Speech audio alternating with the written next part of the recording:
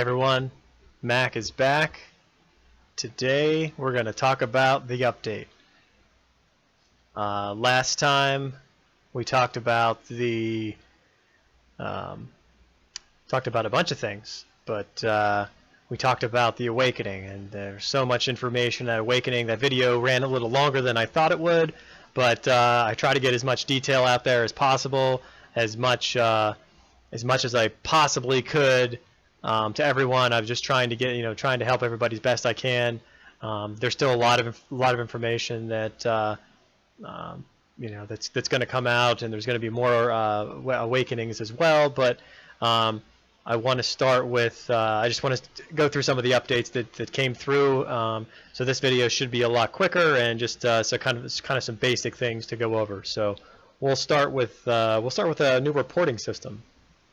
So here's the new reporting system. As you can see, this is just a rally against a rebel camp. So the screen that pops up is this is the screen that pops up as soon as you click on it. It has the lineup, so it has all the both of the different shows the commanders that you have here. If it was a PvP, you could see another commander over here with their troops as well. You can see the formation underneath here with an infantry cav versus a spear infantry, and you can scroll down to see which dragons were put in there as well. And then move on to the next one. You can see the bonus, and this just shows the total stats that each one has. So this is for the camp itself, and this is for the rally. And then you can kind of scroll down and see that too. And then you can also scroll down, which is kind of a neat little thing too. It gives you the special effects. So, and it also shows these bonuses too. So like the cav versus the infantry bonus. So for the counter ratio is 200%. So it's a 200% extra damage. So that's just telling you, and each one is the same. So it's basically the counter troop. So that's why you want to try to counter your opponent with certain troop types. You can see that each one is 200%. So it's very, very good. And then as you go down further, these are the bonuses that are in this rally as well. So there's the infantry assault, and then the spear assault, and it shows those here, and it tells you what those bonuses are. So you can it's 60% in the rallies when sending reinforcements, and you can go down further, and there's a reroute on here as well. So it's 7.5%. So you can see these different effects on here, which are really nice when you get a battle report. And then if you click on the next one, the statistics, this just kind of breaks down what everything is troop-wise, and you can see here. I was in this rally, so it highlights this in green. So if you're scrolling down really, really quick, and you see all the blue, and then all of a sudden, boom, there's their green. So they had me at the top this time, but I believe sometimes it's down in here as well. So it's just something to easy way to kind of get it if you're trying to find yourself. And then you can see right here the rebel camps total troops as well.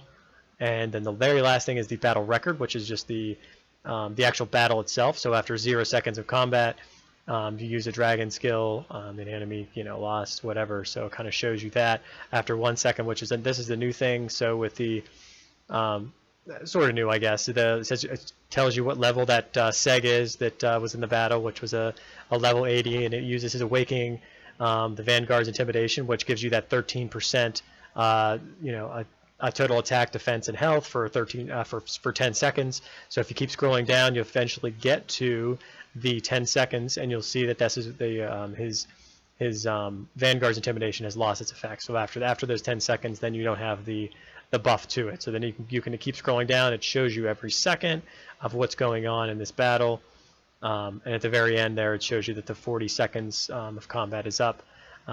Something I'm going to have to check into as well. I always thought that these were 44 seconds. Now I could be wrong. Yeah, right. They may have changed that. I'm not sure. I'll have to do some investigating and let you know. But right now, that's this for at least for a camp. It's 40 seconds, and then it gives you the total details down here of just of other things as well. So those are the basic tabs that you can use here.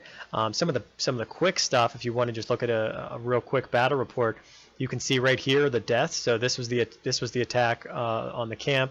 So there were 1,006 deaths, and there were 1,500, just over 1,500 wounded. Where if you look over here, it's the same thing. You have the deaths, and you also have the city defense. So of course there's no city defense here because they're the ones that are attacking. Those are the fortifications that were destroyed as well. and they didn't have any wounded because they were all dead. And you can see the bar here. It shows that there are only so many left. There's only the 294,000, and the rest of them are all dead. So that's just a cool little way to look at it. I know a lot of people are frustrated and don't understand it completely. But as you can see here, they actually still give the experience. So we're going to be using those with the awakening. So if you have them awakened, or actually we won't be using the experience. I'm sorry. That's just there's experience isn't relevant because you're going to be feeding them food, not the experience. But anyway, so this is just a good little way of looking at it. I kind of like it. I think it's going to get a little getting used to, but just something to try to just quickly look at it and try to look for these specific things, specific items that you're trying to find. So the second thing that I want to talk about is these new banners that popped up. You probably have seen some of them around. They're kind of a neat little castle here. You can see these little burning, I don't even know what those are called, but burning pots. I don't know. I'm thinking those in the episode where Danny pushes them over inside the that one little temple, I believe, and then just kills everybody. And I think I forget exactly where that was, but anyway, so it's kind of a cool little thing, and it shows your it shows your banner there for your alliance, which is really, really neat. Like I said, you've probably seen some of these up there, and the only way that you can get these are either you're going to be the Duke of your alliance or one of your 3 officials. And to place one of these, I placed this one for our alliance. So if you click on it, you can see it lasts 7 days. So I just did this today, and it'll give you a gold dragon production of 10% for the entire alliance, which is fantastic. So something else, I didn't even realize this too. Here, the excellent work from the first community. See, it even gives you a little shout out as well. So kind of a neat little thing there. But to activate these or to get these, you're going to just click where you want to position it. If you're one of the dukes or the officials, and then you click on the save button, and then you're going to go up here to Alliance Banner, and then you can see right here. It'll give you the alliance banner, and you can create it here. It's going to cost you some of these alliance supplies, some of those boxes, 60,000 of them, which isn't too bad because you're going to get 7 days worth of the buff for it. So that's just something else that they've incorporated in there, which is kind of nice to have a little bonus for your entire alliance. And the next part that I want to talk about is Winston, the new commander that they just released, and he is a cavalry commander. As you can see, he gives a 30% cav attack. He gives an enemy infantry health reduction of 15% and an enemy army defense reduction of 10%. So basically more for the cav player who's going to be facing these infantry front lines. So it'll damage them with their take their health down. It'll actually increase the decrease the defense, and then also give the cavalry attack. So it's trying just to basically annihilate that front line for that in that respect.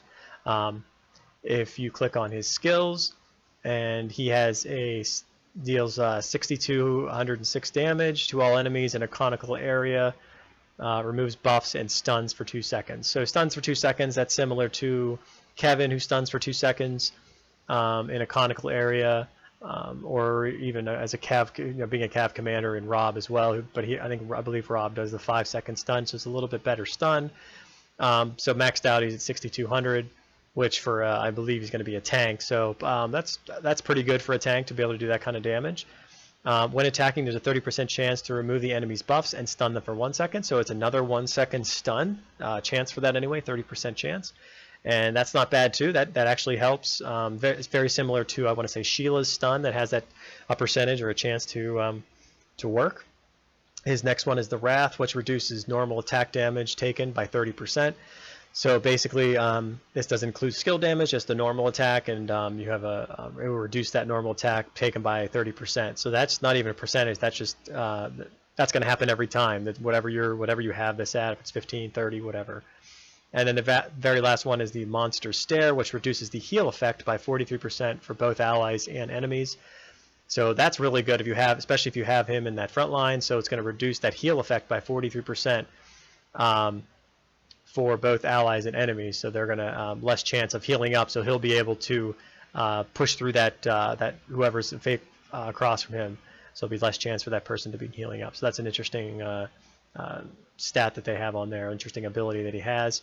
And you can kind of see here his strategy, his command, and his prowess. So what you're going to be, when you're going to be increasing him. I don't have him unlocked yet.